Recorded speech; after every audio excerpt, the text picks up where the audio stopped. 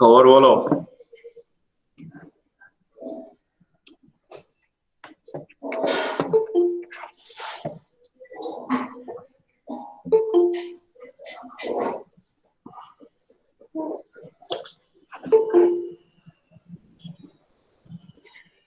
তো লাস্ট ডেটে আমরা এই ডাইভারজেন্টাইন ইকুয়েশন পড়েছিলাম, তাই তো? এই এক্সারসাইজটা বলেছিলাম সলভ করতে, যে which of the following diophantine equation can not be solve, কোনগুলো সলভ করা যাবে না খুঁজে বের করো। তো সলভ করা যাবে না কখন? একটা নিয়ম ছিল যে যদি ডি ডি মানে জিসিডি অফ এ বি সেটা ডিভাইডস করে সি কে, তাহলে এটাকে সলভ করা যাবে, না হলে সলভ করা যাবে না, এটা রুল ছিল। তো তাহলে এখানে তোমাদের কাজ হচ্ছে যে এটা জিসিডি বের করবে, এই দুটোর দিয়ে চেক করবে একে ডিভাইড করছে কিনা। জিসিডি বের করবে, দিয়ে চেক করবে ওটা একে ডিভাইড করছে কিনা। যদি ডিভাইড করে তাহলে সলিউশন করা যাবে, আর যদি ডিভাইড না করে তাহলে সলিউশন করা যাবে না। যেমন একেরটা জিসিডি কত? 322 কে ডিভাইড করছে না, সো এটা সলিউশন করা যাবে না।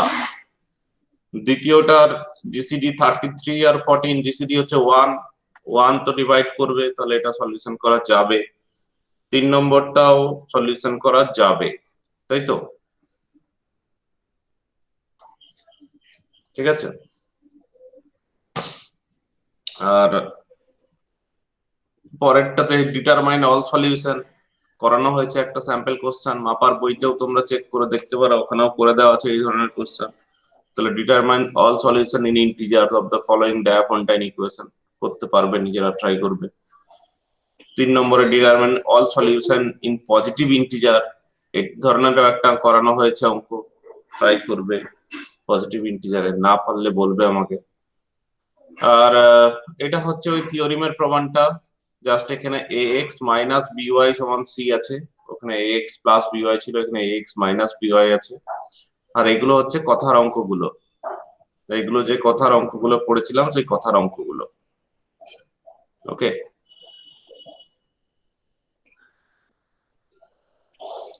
তো চলো আজকে আমরা নতুন জায়গায় শুরু করব। Prime counting function.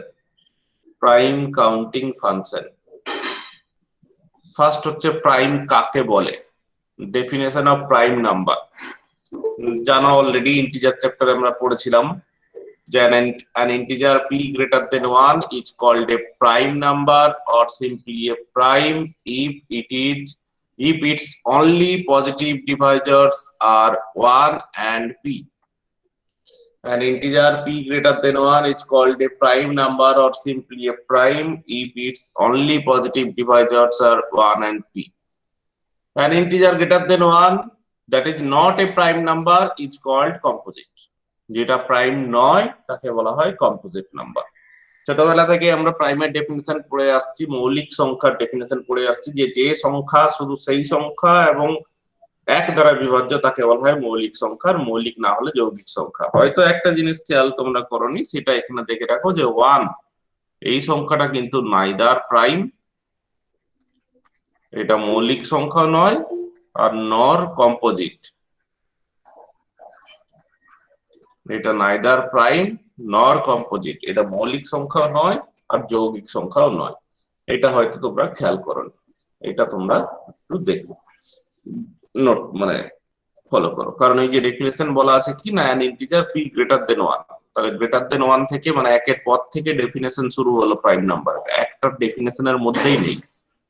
এটা কেন নয় সেটার অ্যান্সার কি হবে না, ডিফাইন করা নয়, ওয়ানটা ডিফাইনই নয়। প্রাইম নাম্বারের ডেফিনেশন বা কম্পোজিট নাম্বারের ডেফিনেশন শুরু হচ্ছে একের পর থেকে।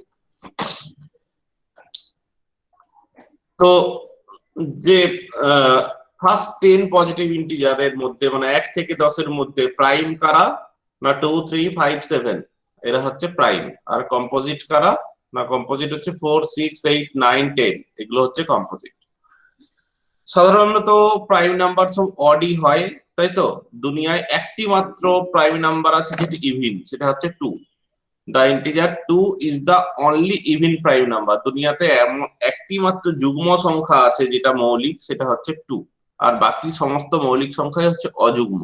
According to our definition, the integer 1 plays a special role being neither prime nor composite, যেটা আমি বললাম যে 1 প্রাইমও নয় কম্পোজিটও নয়।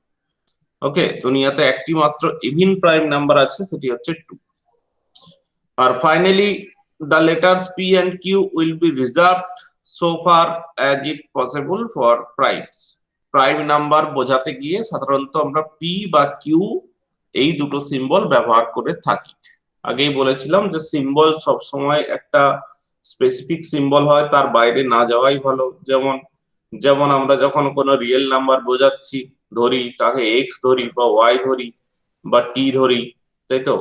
যখন কমপ্লেক্স নাম্বার বোঝাই তখন জেড ধরি, Z1 Z2 এরকম ধরি, তাই তো।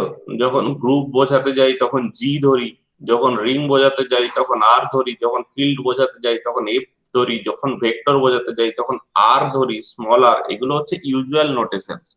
ইউজুয়াল নোটেশনের বাইরে সাধারণত যাওয়া উচিত নয়। ঠিক একই রকম ভাবে একটা প্রাইম নাম্বার বোঝাতে গেলে আমরা সাধারণত পি বা কিউ এই দুটো সিম্বল ব্যবহার করি। পি ফর প্রাইম, সবসময় যে ওই পি ফর প্রাইম হয় সেরকম কোনো কথা নাই। এর আগের দিন আমি বলেছিলাম কোনো একটা ক্লাসে যে সেন্টার অফ এ গ্রুপ আমরা কি ব্যবহার করি, সেন্টার অফ এ গ্রুপ জেড-জি। কেন?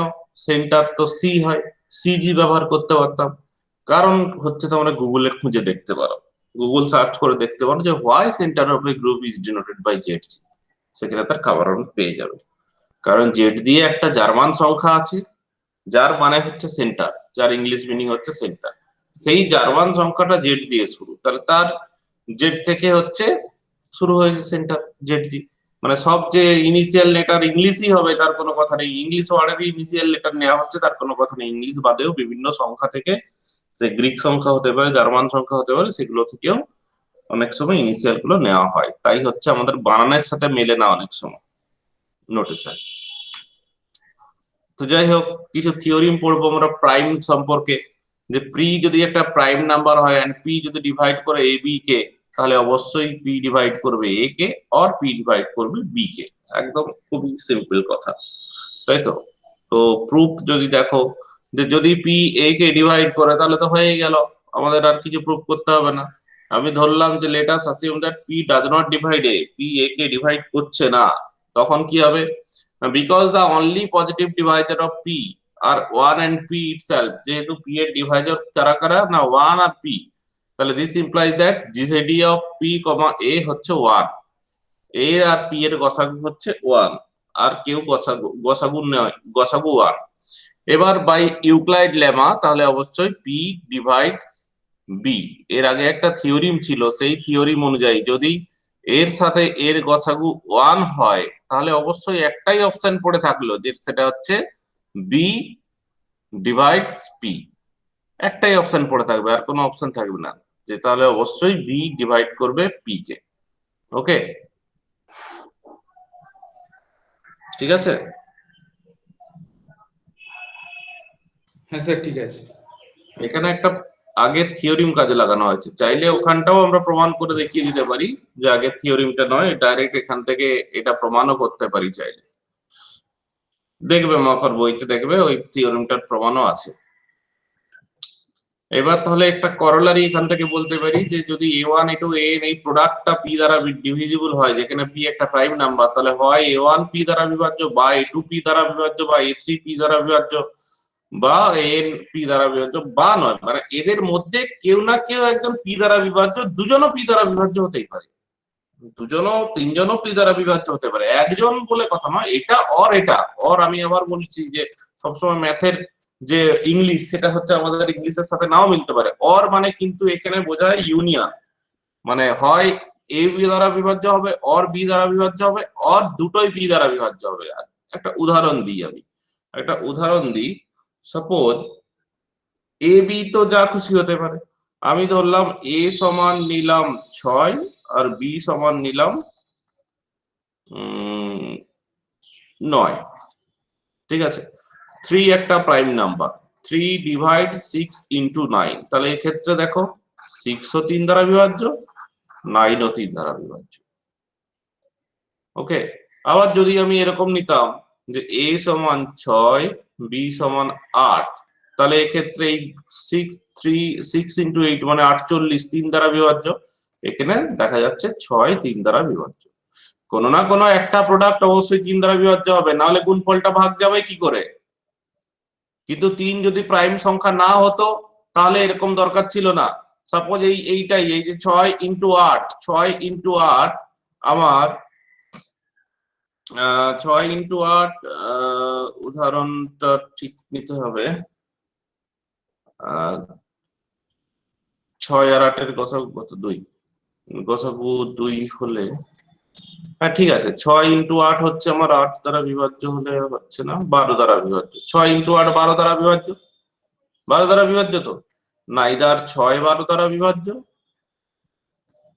আর নাইদার 8 12 দ্বারা বিভাজ্য। এটা যদি প্রাইম না হয় এই রুলটা খাটবে না। কেন খাটবে না? এগুলো সব কমন সেন্স অ্যাপ্লাইর ব্যাপার, এগুলো কমন সেন্সের ব্যাপার। যদি প্রাইম না হয়, এটা 6 ইন্টু 8 12 দ্বারা বিভাজ্য, 12 মানে কত না, 12 3 ইন্টু 4, দেখো 6 3 দ্বারা ভাগ কেটে যাবে আর 8 হচ্ছে 4 দ্বারা ভাগ কেটে যাবে, তাই টোটাল গুণফলটা 12 দ্বারা ভাগ কেটে যাবে। কিন্তু যখন এটা প্রাইম হয়ে যাচ্ছে তখন এটাকে তো আর ভাঙা যাচ্ছে না, তাহলে এই গোটা সংখ্যাটাই কোনো না কোনো সংখ্যাকে ভাগ যাবে, না হলে ওইরকম ভাবে ভেঙে ভেঙে এটার পার্টটা ওকে ভাগ যাবে, এই পার্টটা ওকে ভাগ যাবে, এরকম তো হওয়া সম্ভব নয়। সেই জন্যই এই থিওরিমটা বলা হচ্ছে। অ্যাকচুয়ালি এগুলো থিওরিম হলেও এগুলো কমন সেন্সের ব্যাপার, একটু মাথা কাটলে কমন সেন্স অ্যাপ্লাই করলে এগুলো বুঝতে পারবে যে এগুলো খুবই একটা সহজ কথা বলা হচ্ছে, শুধু থিওরিম আকারে দেওয়া আছে বলে খটোমটো লাগছে শুনতে। পি যদি একটা প্রাইম নাম্বার হয় এবং যদি কোনো গুণফল পি দ্বারা বিভাজ্য হয়, তাহলে সেই গুণফলের কোনো না কোনো একটা ফ্যাক্টর, যা হয় এ বা বি বা দুটোই পি দ্বারা বিভাজ্য হবে। একই রকম ভাবে যদি একটা প্রোডাক্ট অনেকগুলো গুণফল, অনেকগুলো সংখ্যার গুণফল a1 a2 an পি দ্বারা বিভাজ্য হয়, তাহলে হয় a1 পি দ্বারা বিভাজ্য হবে বা a2 পি দ্বারা বিভাজ্য হবে বা ডট করে an পি দ্বারা বিভাজ্য হবে। ওকে,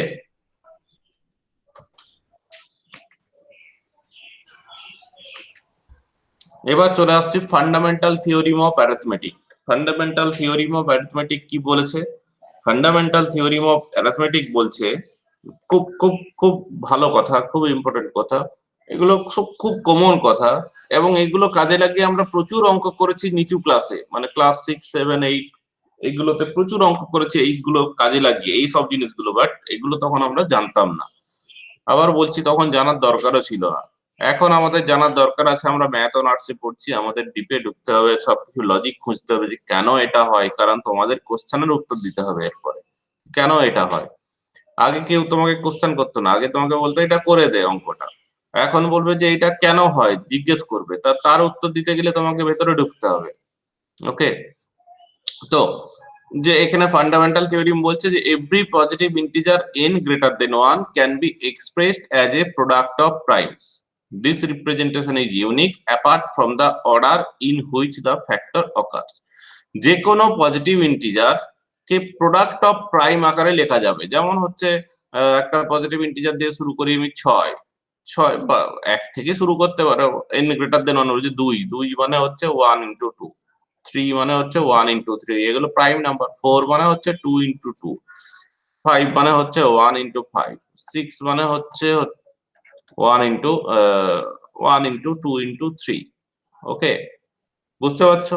প্রত্যেকটা সংখ্যাকে, সে প্রাইম হোক আর না হোক, তাকে হচ্ছে প্রোডাক্ট অফ প্রাইম আকারে লেখা যাবে। সে তো নিজে যদি প্রাইম হয় তাহলে হয়ে গেল, 1টা লেখাটা ঠিক হচ্ছে না, 1 তো প্রাইম নয়। 2 মানে 2, 3 মানে 3, 4 মানে 2 ইন্টু 2, 5 মানে 5, 6 মানে হচ্ছে 2 ইন্টু 3। তাহলে দেখো প্রত্যেকটা সংখ্যা সে যদি নিজে প্রাইম হয় তাহলে ভালো কথা, যদি নিজে প্রাইম না হয় তাহলে তাকে প্রোডাক্ট অফ প্রাইম আকারে লেখা যাবে। এবার এই লাস্ট লাইনটার মানে কি? লাস্ট লাইনটা হচ্ছে this representation is unique apart from the order in which the factor occur. এর মানে কি? কেউ 6 কে লিখতে পারে 2 ইন্টু 3 আর কেউ 6 কে লিখতে পারে 3 ইন্টু 2, মানে এই অর্ডারটা কেউ চেঞ্জ করতে পারে, কিন্তু সেই 2 থাকবে আর 3 থাকবে, এর বাইরে অন্য কোনো প্রাইম নাম্বার ওখানে আসবে না ফ্যাক্টরে। যত বড়ই তুমি গুণ করো না কেন, সাপোজ আমি 720 গুণ করছি মনে করো, এইভাবে আমরা ছোটবেলায় করতাম না, 2 দিয়ে ভাগ কাটলাম 360, তো এটা কোথা থেকে এসছে? এটা এই জায়গা থেকে এসছে, ফান্ডামেন্টাল থিওরিম থেকেই এসছে। 2 দিয়ে কাটালাম 90, 2 দিয়ে কাটালাম 45, 3 দিয়ে কাটালাম 15, 3 দিয়ে কাটলাম 5, তাহলে 720 কে কি লিখতে পারি না, 720 কে লিখতে পারি 2 গুণিত 2 গুণিত 2 গুণিত 2 গুণিত 3 গুণিত 3 গুণিত 5। এবার এটা এই রিপ্রেজেন্টেশনটা কেউ চেঞ্জ করতে পারে, কেউ আগে 5 লিখতে পারে, কেউ আগে 3 লিখতে পারে, যা খুশি করতে পারে, বাট এই 4টা 2ই থাকবে, 2টো 3ই থাকবে, আর একটা 5ও থাকবে। প্রত্যেকটা কথা তুমি ভাবো যে প্রত্যেকটা কথা খুবই সিম্পল কথা, কিন্তু একটু ঘুরিয়ে ফিরিয়ে বলা হচ্ছে, যেহেতু তোমরা উঁচু ক্লাসে পড়ো তাই উঁচু ক্লাসের মতো বলা হচ্ছে। ওকে, যে এই যে রিপ্রেজেন্টেশনটা যেটা বলছে যে বিভিন্ন জন বিভিন্ন রকম লিখতে পারে, তার জন্য একটা স্ট্যান্ডার্ড ফর্মও ঠিক করে দেওয়া হয়েছে, যে না, যে যেমন খুশি লেখা যাবে না, সে স্ট্যান্ডার্ড ফর্মে একটু পরে আসছি, সেটা হচ্ছে canonical form. Canonical form of positive integer. এই আগে বললাম যে যে যেমন খুশি লিখতে পারে, তো তার জন্য ঠিক করে দেওয়া হলো না 720 কে এভাবেই লিখতে হবে 2 to the power 4 into 3 square into 5 square. 5 square না, একটা 5 ছিল। 720 কে এভাবেই লিখতে হবে। কিভাবে লেখা হলো এটা দেখো, লক্ষ্য করে, ছোট থেকে বড়, 2 লেস দেন 3 লেস দেন 5, সবার আগে ছোট প্রাইমটা লিখতে হবে, তার মাথায় যা আছে থাক, তারপরে দ্বিতীয় প্রাইমটা লিখতে হবে, তারপরে তৃতীয় প্রাইমটা লিখতে হবে। ঠিক এইভাবে লিখতে হবে, কেউ উল্টো পাল্টা লিখতে পারবে না। এই ফর্মটা কেমন হচ্ছে ক্যানোনিক্যাল ফর্ম। তাহলে ডেফিনেশন কেমন হয়, canonical form, any positive integer n greater than 1 can be written uniquely in a canonical form. And what is that? Now that is n equals to p1 to the power k1, p2 to the power k2, pr to the power kr, where for I equals to 1 to r, each k is a positive integer, মানে মাথার যেগুলো সেগুলো k1 k2 k3 k4 kr এগুলো সবাই positive integer, and each p, that is p1 p2 pn, এগুলো সব prime হয় with, এগুলো স্মল হতো ক্যাপিটাল হয়ে গেছে ভুল করে, p1 less than p2 less দেন ডট ডট করে pr।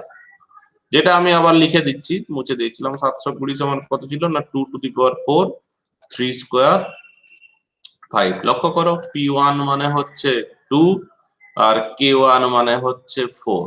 প্রত্যেকটা k1 k2 আর এটা হচ্ছে k3, এগুলো সব পজিটিভ ইন্টিজার, আর নিচে যেগুলো আছে p1 p2 p3 এগুলো সব prime, and p1 less than p2 less than p3। এই ফর্মটাকে বলা হচ্ছে canonical form of a positive integer. এই ক্যানোনিক্যাল ফর্ম এর উপর ডিপেন্ড করে অনেক কিছু ফর্মুলা আছে, এগুলো আমরা শিখবো এবার। ওকে, ফর এক্সাম্পল 360 সমান 2 cube 3 square 5, something something something. এই ক্যানোনিক্যাল ফর্ম তৈরি করা আমরা ছোটবেলায় অলরেডি শিখেছি, যে উৎপাদকের সাহায্যে গসাগু বের করো, বা উৎপাদকের সাহায্যে বর্গমূল বের করো, মনে আছে?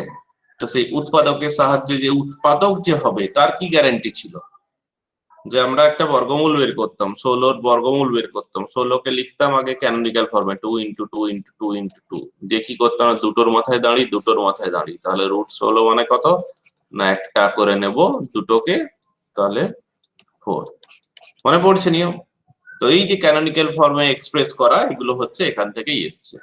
তখন কারণ বলা ছিল না, তখন বলা ছিল তো হবে, তখন একটুকু এইটাই আমরা জানতাম যে হবে, আর আমাদের সেই অঙ্কগুলো দেওয়া হতো যেটার বর্গমূল হয়, যেটার বর্গমূল হয় সেই অঙ্কটা দেওয়া হতো, সব অঙ্ক তো দেওয়া হতো না, কারণ সব মেথড আমরা শিখিনি। ওকে, এখানে কিন্তু সব জিনিস আমাদের জানতে হবে এবং ভেতরে ঢুকে জানতে হবে যে কেন হচ্ছে। তো যাই হোক, canonical form of positive integer আমরা পড়লাম। এবার নেক্সট হচ্ছে টেস্ট ফর প্রাইম।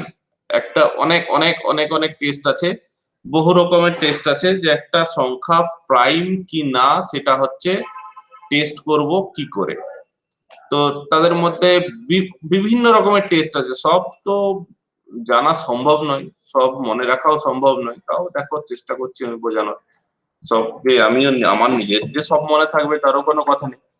তো ফার্স্ট যে টেস্ট ওয়ান হচ্ছে সবচেয়ে চিরচরিত টেস্ট, যেটা সবচেয়ে সহজ টেস্ট। আগে ভাগ করে দেখে নাও। The most obvious approach consist of successive dividing the integer in question by each of the members বা নাম্বারস প্রিসিডিং ইট। সবচেয়ে সোজা যে নিয়ম সেটা হচ্ছে যে সংখ্যা দেওয়া আছে, সাপোজ হচ্ছে 15 দেওয়া আছে, তাহলে 15 কে তার আগের যে সংখ্যাগুলো দিয়ে ভাগ করে করে দেখে নাও। 1 দিয়ে ভাগ করো, 2 দিয়ে ভাগ করো, 3 দিয়ে ভাগ করো, 4 দিয়ে ভাগ করো, 5 দিয়ে ভাগ করো। If none of them except one, one বাদে যদি আর কেউ সার্ভ এজ এ ডিভাইজার না হয়, যদি ওয়ান বাদে আর কেউ ভাগ না যায়, দেন দা ইন্টিজার মাস্ট বি প্রাইম। তাহলে ইন্টিজারটা হচ্ছে প্রাইম। এটা খুব সোজা কথা, ভালো জিনিস, ভালো প্রস্তাব, আমরা তো জানতাম এটা। সাপোজ দিয়ে দিল আমাকে 1,15,215, ইট ইজ নট পসিবল। এটা কি সম্ভব আমি আগের সবকে দিয়ে ভাগ করে করে দেখবো, 1 2 3 করে 1,15,214 পর্যন্ত ভাগ করে করে দেখবো? এটা সম্ভব না, তাই তো? বা বড় সংখ্যা যখন প্রাইম হয়ে যাবে তখন আমি কি করব, বড় সংখ্যাগুলোকে কি করে চেক করব? তার জন্য বিভিন্ন নিয়ম আছে। তাহলে দেখা যাক রুল 2 কি বলছে। রুল 2 হচ্ছে ডিভাইড এ ধরো সংখ্যাটা দেওয়া আছে, divide a by those prime not exceeding root a কে হচ্ছে সেই সমস্ত প্রাইম সংখ্যাগুলো দিয়ে ভাগ করো যেগুলো হচ্ছে রুট এ কে ক্রস করবে না, রুট এ কে ক্রস করবে না। তার মানে এ তোমাকে দেওয়া আছে, ওই যে সাপোজ যেটা বললাম আমি 2,15,515 এ দেওয়া আছে, তাহলে ফার্স্ট কাজ হচ্ছে রুট এ বের করো। রুট এ কি করে বের করবে সেটা হচ্ছে আবার একটা ফ্যাক্টর। রুট এ বের করবে যেভাবে হোক, তুমি ভাগ প্রক্রিয়ার সাহায্যে করতে পারো, উৎপাদকের সাহায্যে বের করতে পারলে তো হয়েই গেল, ঝামেলা মিটে গেল। তাহলে রুট এ বের করে নাও কোনো একটা ভাবে। তো সেই রুট এ, এবার রুট এর আগে পর্যন্ত যে প্রাইম গুলো আছে তোমাদের জানা, যে প্রাইম গুলো আছে সেইগুলো দিয়ে ভাগ করো, dividing by those primes not exceeding root A.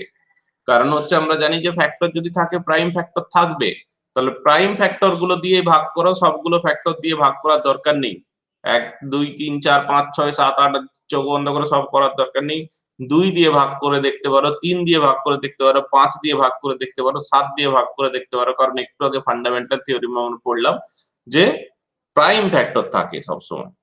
For example দেখো, লেট এ ইকুয়ালস টু 509, তাহলে 509 হচ্ছে রুট 509 হচ্ছে 22 থেকে 23 এর মধ্যে আছে। তাহলে 509 কে ভাগ করো দোজ প্রাইমস নট এক্সিডিং 22, 22 এর থেকে বড় নয়, মানে 22 এর থেকে ছোট যে প্রাইম সংখ্যাগুলো আছে সেগুলো দিয়ে ভাগ করো। সেগুলো হচ্ছে 2 3 5 7 11 13 17 19 এন্ড ফাইন্ড দ্যাট, আমরা দেখলাম যে নান অফ দেম ডিভাইডস 509, এদের মধ্যে কেউই কিন্তু 509 এর উৎপাদক নয়। তার মানে 509 must B A prime number. তার মানে 509 must B A prime number. But এটাও যে সংখ্যাটা আমি ধরেছিলাম ওই 215515, এই সংখ্যার ক্ষেত্রেও প্রযোজ্য নয়। এটা হচ্ছে ওই 3 ডিজিট, ম্যাক্সিমাম 4 ডিজিট পর্যন্ত দেওয়া যেতে পারে, 4 ডিজিটও যাওয়া যাবে না। 3 ডিজিটের সংখ্যাগুলোর ক্ষেত্রে এটা প্রযোজ্য হতে পারে। প্রথম একটা হচ্ছে 1 নম্বর রুলটা 2 ডিজিটের সংখ্যাগুলো পর্যন্ত তুমি অ্যাপ্লাই করতে পারো, 3 ডিজিট হয়ে গেলেই কঠিন হয়ে যাবে। 2 এর রুলটা 3 ডিজিটের সংখ্যাগুলো পর্যন্ত করতে পারো, 4 ডিজিট হয়ে গেলে মুশকিল হয়ে যাবে। ওকে, এই পদ্ধতিটা ক্লিয়ার। এবার রুল নম্বর 3 আমরা দেখব, টেস্ট ফর প্রাইম। সিভ অফ অ্যারিস্টোল, কি লিখবো উচ্চারণ করতে পারছি না যে, সিভ অফ এরেটোস্থেনিস। যাই হোক, নাম ছেড়ে দাও, নামগুলো তো ওই জার্মান নাম, তার জন্য আমরা একটু ঝামেলা হয়ে যায় উচ্চারণ করা।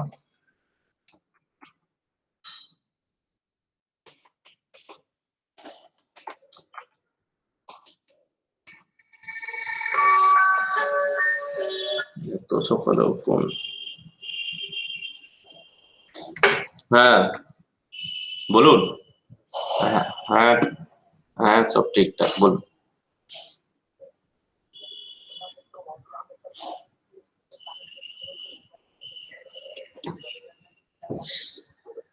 হ্যাঁ, ব্রডব্যান্ডের কানেকশন নিতে হবে, হ্যাঁ করতে হবে।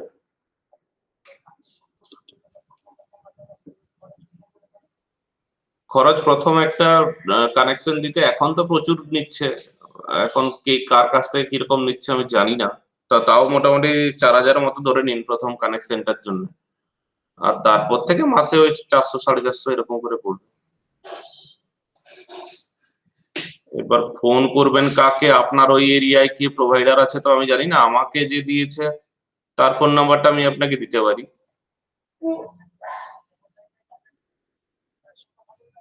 আপনার কাছাকাছি কার বাড়িতে ইন্টারনেট আছে একটু খোঁজ নিন, দিয়ে এবার তার কাছ থেকে ফোন নাম্বারটা নিন, তাহলেই সুবিধা হবে। যত কাছের বাড়ি থেকে পাবেন তত তারের খরচটা কমবে, আপনার ওই ইনিশিয়াল খরচটা হয়তো কমবে।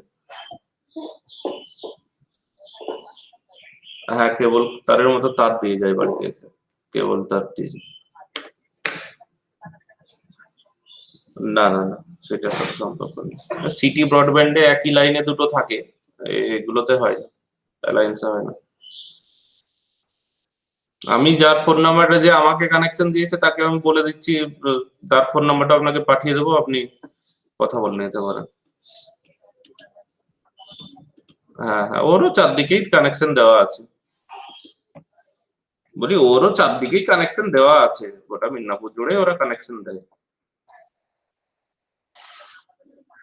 হুম হুম হুম।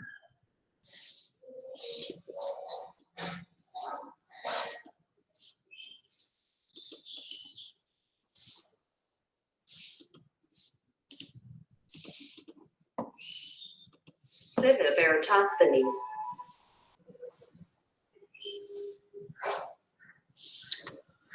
সিভ অফ এরেস্থোনিস। এবার আমরা দেখবো sieve of Eratosthenes method test for prime. Eratosthenes হয় মনে হচ্ছে। হ্যাঁ, ওই হলো একই ব্যাপার, এরাটোস্থিনিস। এরাটোস্থেনিস। এই শোনা যাচ্ছে, Civa Veritasthenes. এরাটোস্থিনিস। তো চলো, এর একটা আছে, যদি প্রোনাউন্সিয়েশন কিছু না করতে পারো আমি দেখিয়ে রাখছি একটা মেথড। এই দেখো, এখানে হচ্ছে তুমি গুগল ট্রান্সলেটর বা যে কোনো ট্রান্সলেটরে এখানে যাবে, ওয়ার্ডটা টাইপ করবে, ওয়ার্ডটা টাইপ করে এখানে একটা স্পিকার অপশন আছে, এখানে ক্লিক করলে Civa Veritasthenes. শুনতে পেলে? হ্যাঁ স্যার, শুনতে পেয়েছি। Civa Veritasthenes. যাই হোক, ঠিক আছে। তো চলো, তাহলে এই মেথডটা কি সেটা দেখি। যে সেটা হচ্ছে for finding all primes below a given integer N. এটা আবার অন্য মেথড, যে একটা গিভেন ইন্টিজার দেওয়া আছে, সেই ইন্টিজারের থেকে ছোট সমস্ত প্রাইম খুঁজে বের করতে হবে। তো the scheme call for writing down the integers from 2 to n in their natural order and then systematically eliminating all those composite number by striking out all multiples 2p, 3p, 4p, 5p of the primes p less equal to root n. The integers that are left on the list, those do not fall through the sieve, are the required primes. এর মানে হচ্ছে এটা আবার অন্যরকম, যে root N এর থেকে ছোট যত প্রাইম আছে সব আমি খুঁজবো। রুট এন এর থেকে ছোট, finding all primes below a given integer N. একটা ইন্টিজার এন দেওয়া আছে, তার থেকে ছোট সবার এ খুঁজবো, প্রাইম গুলো খুঁজবো। তার জন্য কি করব না, আমি আগে সমস্ত নাম্বারের লিস্ট করে নেব, লিস্ট করে নিয়ে সেখানে কাটতে থাকবো আমি, eliminating all the composite number by striking out all multiples of 2p, 3p, 4p। Suppose হচ্ছে, উদাহরণ দেওয়া আছে পরের পেজে, উদাহরণ দেওয়া আছে, আমি আগে বলে দিই তারপরে উদাহরণ দেখাচ্ছি। মানে সাপোজ হচ্ছে 100, এই যে এখানে উদাহরণ থেকেই বলি। First হচ্ছে to see an example of how this works, suppose we wish to find all primes not exceeding 100। 100 থেকে ছোট সমস্ত প্রাইম আমি খুঁজতে চাই। তাহলে consider the sequence of consecutive integers 2, 3, 4 থেকে 100 পর্যন্ত আমি লিখে ফেললাম খাতায় আগে। এবার হচ্ছে recognise that 2 is a prime. তাহলে 2 একটা প্রাইম নাম্বার, তাহলে 2 কেটে দিলাম, এবং 2 এর যত মাল্টিপুল আছে, 2 কাটবো না, 2 এর যত মাল্টিপুল আছে, we begin the by crossing out all even integers from our listing except 2 itself. 2 টাকে বাদ দিয়ে 2 এর যত মাল্টিপুল আছে, মানে 4, 6, 8, 10, 12, 14, এগুলোকে সব ক্রস করতে থাকলাম, because they are composite number. একই রকম ভাবে 3 যেহেতু প্রাইম নাম্বার, তাহলে 3 টাকে রেখে দিলাম, যে 3 এর যত মাল্টিপুল আছে 6, 9, 12, এগুলো সবকে আমি ক্রস করতে থাকলাম। ঠিক আছে, একই ওই যে পরের স্টেপ 2 তে তাই বলেছে, the first of the remaining integer, বাকিগুলো যেগুলো পড়ে থাকলো তার মধ্যে 3 হচ্ছে প্রাইম, তাহলে 3 রেখে দিলাম, we keep 3 but strike out all higher multiples of 3 so that 9, 15, 21 are now removed. এইভাবে আমরা রিমুভ করতে করতে একটা সময় পেয়ে যাব আমরা টোটাল, তাই তো? কত দূর আমরা যাব? 3 এর পরে হচ্ছে 5 আছে, তাহলে 5 রেখে দিলাম। 5 রেখে দিলে 5 এর মাল্টিপুল গুলো 10, 15 এগুলোকে রিমুভ করতে থাকলাম। আমরা কত দূর এইভাবে করবো না, এইভাবে √100 এর আগে পর্যন্ত যে প্রাইম আছে তাদেরকে নিয়ে চেক করব, তার বেশি দূর যাওয়ার দরকার নেই। √100 এর আগে হচ্ছে 7 আছে, লাস্ট প্রাইম হচ্ছে √100 মানে 10 এর আগে পর্যন্ত প্রাইম হচ্ছে 7, তাহলে লাস্ট হচ্ছে আমরা 7 কে নিয়ে চেক করব, তাহলে 7 এর যে মাল্টিপুল গুলো সেগুলোকে বাদ দিয়ে দেবো।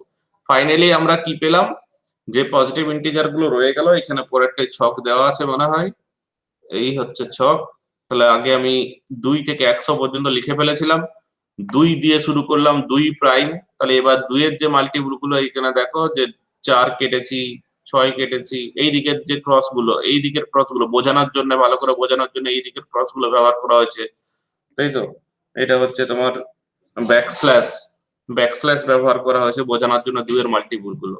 এবার তারপরে 3 হচ্ছে প্রাইম, 3 এর মাল্টিপুল গুলো বোঝানোর জন্য স্ল্যাশ ব্যবহার করা হচ্ছে। এই দেখো কিছু কিছু ক্ষেত্রে ডবল কমন চলে আসছে, কারণ 6 হচ্ছে 2 এরও মাল্টিপুল, 3 এরও মাল্টিপুল। এই যে 9 কেটেছি, তারপরে 5, তারপরে 7, এই পর্যন্ত করলেই রয়ে যাবে। এই 7 পর্যন্ত করলেই আর বাকিগুলো দরকার নেই, বাকিগুলো রয়ে যাবে। তাহলে এখানে যেগুলো রয়ে গেল 2, 3, 5, 7, 11, 13, 17, 19, এই থেকে আমরা পেয়ে যাব 100 পর্যন্ত, 100-র আগে পর্যন্ত প্রাইম সংখ্যা কতগুলো হবে। 100-র আগে পর্যন্ত কতগুলো প্রাইম সংখ্যা হবে সেটা তো আমরা রুল জানি, অয়েলার 5 ফাংশন 500, তাই তো? 500 মানে কি ছিল সেটাও পড়বো এক্ষুনি। 500 সম্ভবত 40টা ছিল, তাই তো? গুনে দেখতে পারো এখানে কটা হবে, 1, 2, 3, 4, না গুনে সময় নষ্ট করবো না, দেখে নেবো পরে আমরা।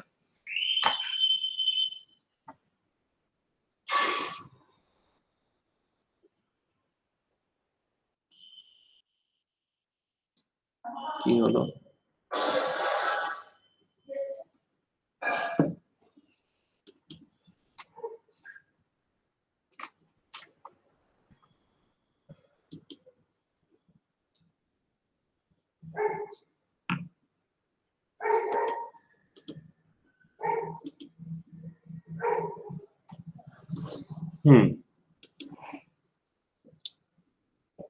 এবার চলে আসছি প্রাইম কাউন্টিং ফাংশন।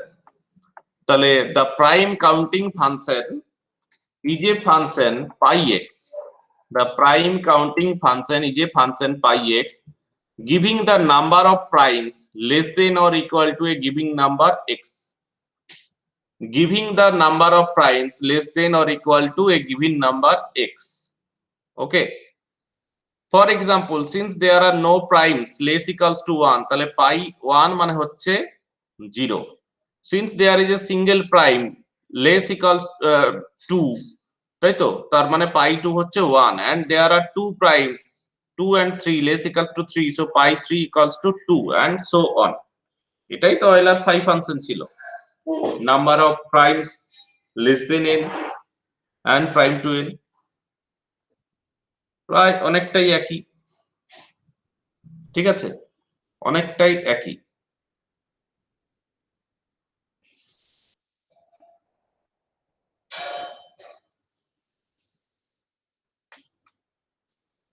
না, অয়েলার 5 ফাংশন কি ছিল বলতো? 5n মানে কি ছিল? অয়েলার 5 ফাংশন কি ছিল? Number of primes less than n, number of primes নয়, number of integers, number of integer less than n and prime to n, এটা ছিল Euler 5n, number of integers less than n and prime to n, তাই তো? আর এখানে pi x মানে হচ্ছে number of primes less than or equals to given number x, দুটো difference আছে। পাই এক্স মানে হচ্ছে, তাহলে এই যে পাই 100 মানে একটু আগে আমরা যেটা পড়লাম, পাই 100 মানে কত না 100 থেকে ছোট বা 100-র সাথে সমান কতগুলো ইন্টিজার আছে, যেটা হচ্ছে এখানে কাউন্ট করে আমরা দেখতে পাবো কটা আছে না 1, 2, 3, 4, 5, 6, 7, 8, 9, 10, 11, 12, 13, 14, 15, 16, 17, 18, 19, 20, 21, 22, 23, 24, 25, তাই তো 500 এটা হচ্ছে 25, বাট 500 মানে কত ছিল? 500 মানে হচ্ছে number of integers less than 100 and prime to 100। 500 মানে ছিল 40, সম্ভবত ছিল 40। হুম ঠিক আছে, তাহলে এই হচ্ছে prime counting function. The prime counting function is a function pi x giving the number of primes less than or equals to a given number x. For example, since there are no primes less equals to 1, যেহেতু একের থেকে ছোট কোনো prime নেই, so pi 1 equals to 0. Since there is a single prime যেটা হচ্ছে কিনা 2, যেটা less equals to 2, তাই pi 2 হচ্ছে 1.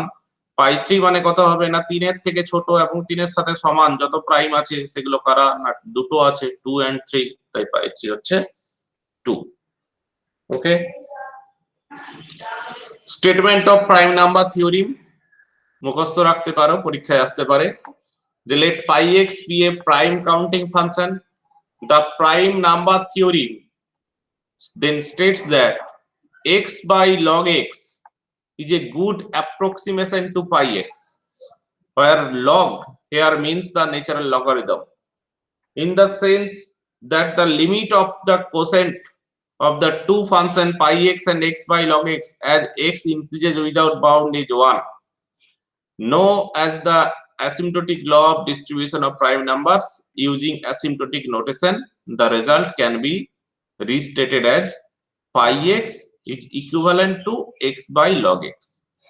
যখন যখন x খুব বড় হয়ে যাবে, যখন x খুব বড় হয়ে যাবে তখন তুমি তো এইভাবে কাউন্ট করতে পারো না, তখন তুমি ওইভাবে ক্রস ক্রস ক্রস ক্রস করতে পারবে? খুব টাফ হয়ে যাবে। ধরো 1000 দিয়ে দিল, তাহলে 1000 তুমি 1 থেকে 1000 এরকম ছক লিখবে, দিয়ে ক্রস ক্রস ক্রস ক্রস করতে থাকবে। Possible? No, it is not possible. সেক্ষেত্রে তার জন্য long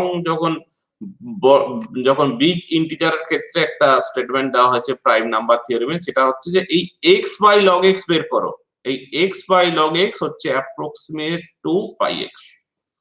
x by log x যা হবে number of primes less than or equal to x, সেই সংখ্যাটা তারই অ্যাপ্রক্সিমেশন, মানে আইদার সমান হবে বা কাছাকাছি হবে। ওকে, নেক্সট হচ্ছে গোল্ড ব্যাচ কনজাক্টর।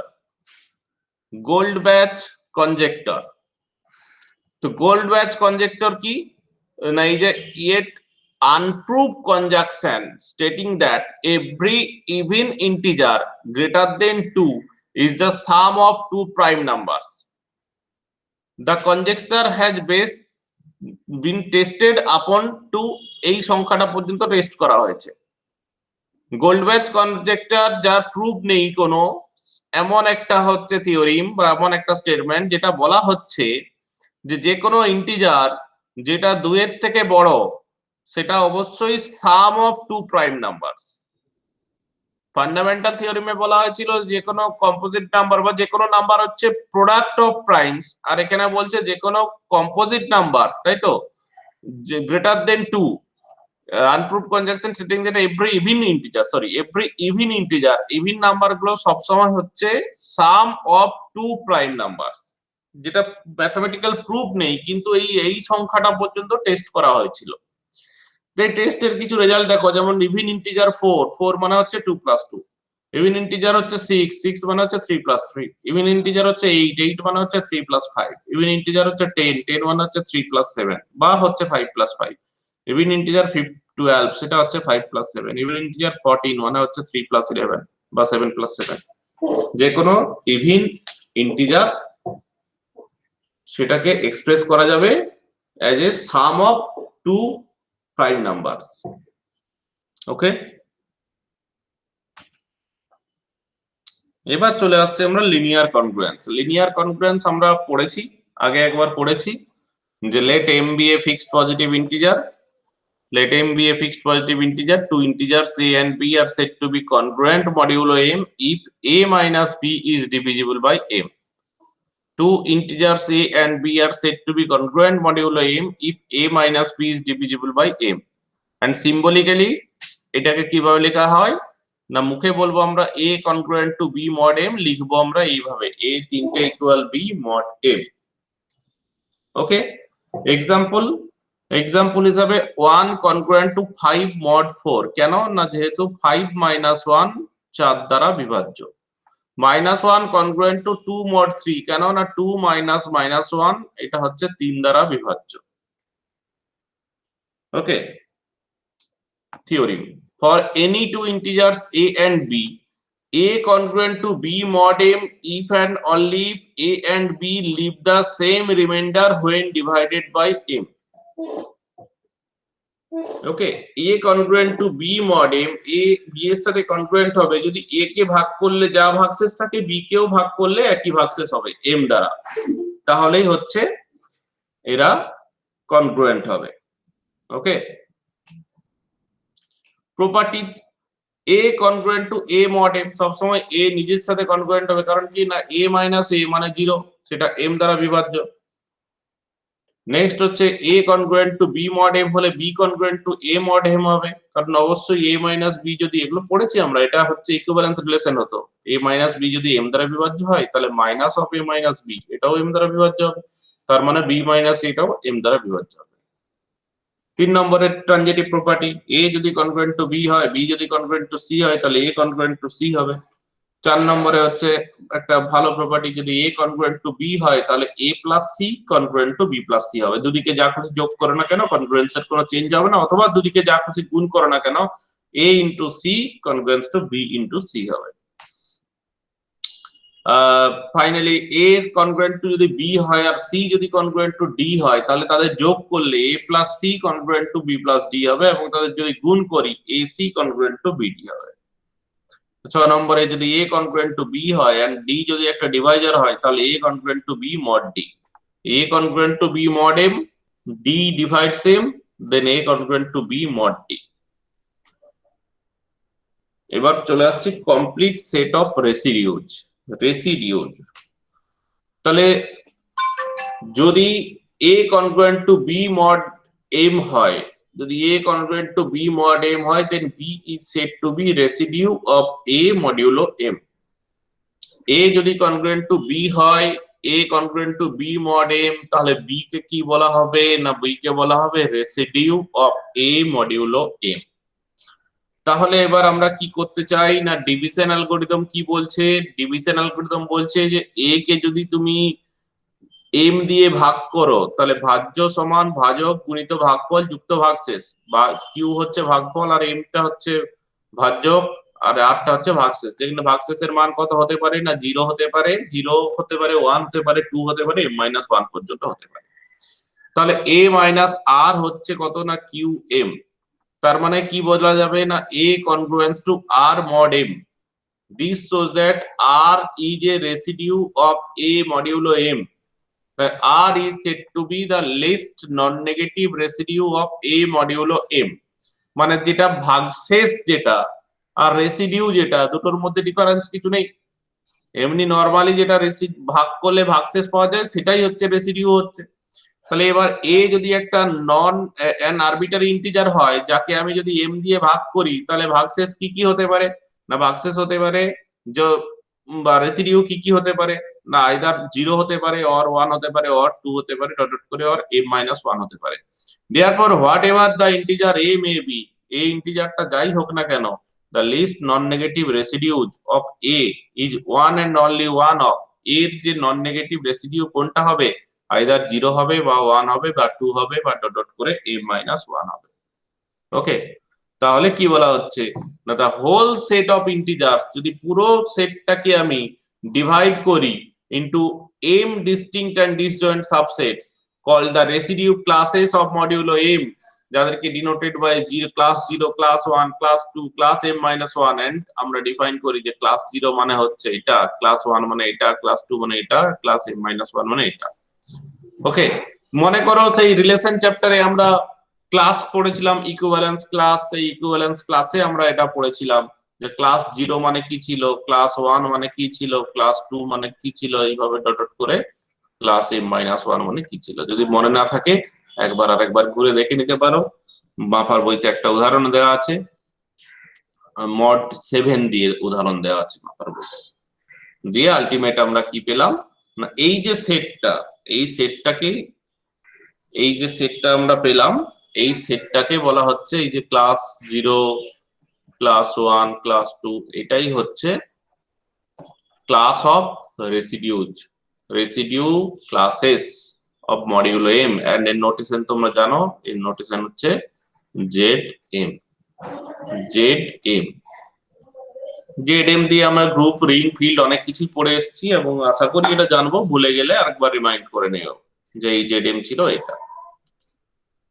এবার আরো কিছু থিওরিম এই রেসিডিউ সম্পর্কে বা কনগ্রুয়েন্স সম্পর্কে, যে যদি a congruent to b mod m হয় তাহলে a to the power n congruent to b to the power n mod m for all positive integer n, তাই তো? But Converse is not true, যে a to the power k congruent to b to the power k mod m হলেই যে a congruent to b mod m হবে তার কোনো guarantee নেই।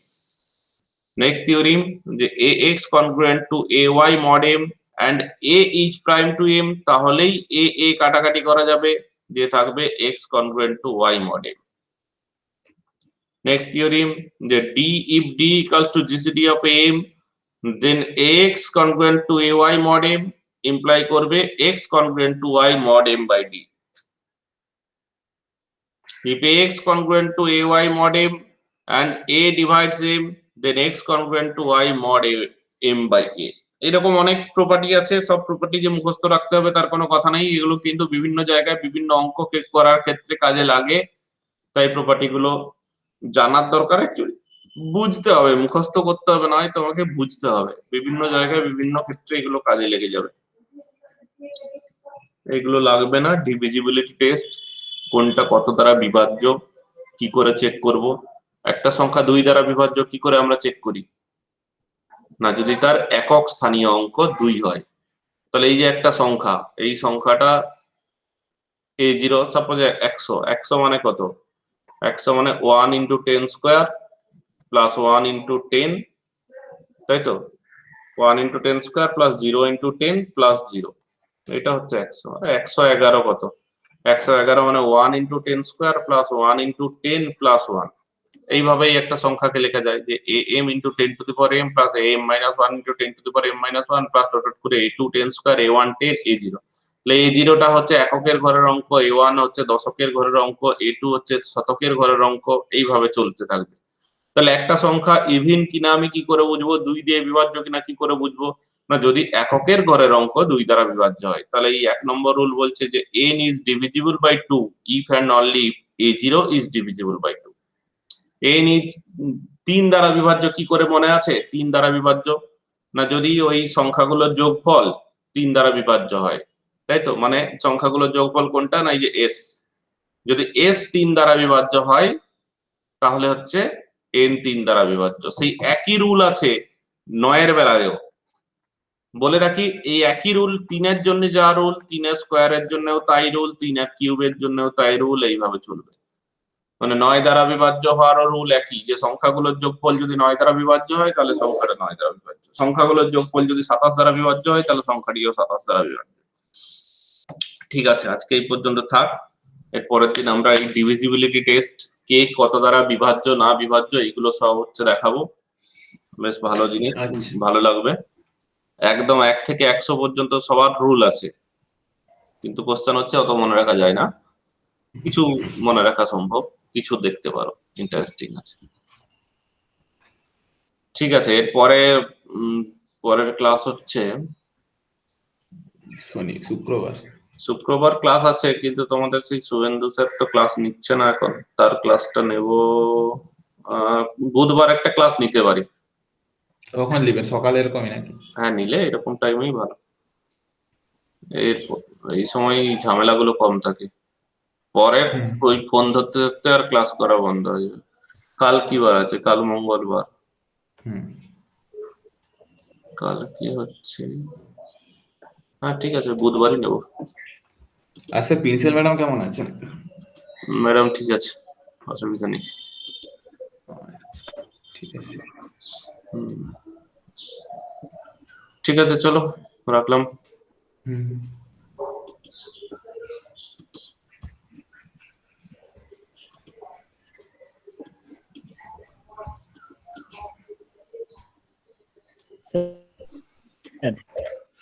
হ্যাঁ বলো। বলছি স্যার কালকে সকাল 7টার সময় করলে একটু ভালো হতো। কালকে ক্লাস নেই তো আমার, ওই বুধবারের ক্লাসটা স্যার সকাল। সকাল 7টা। আচ্ছা, বলে তো সকালে দেখো। হবে না। হ্যাঁ আচ্ছা আমাদের হবে না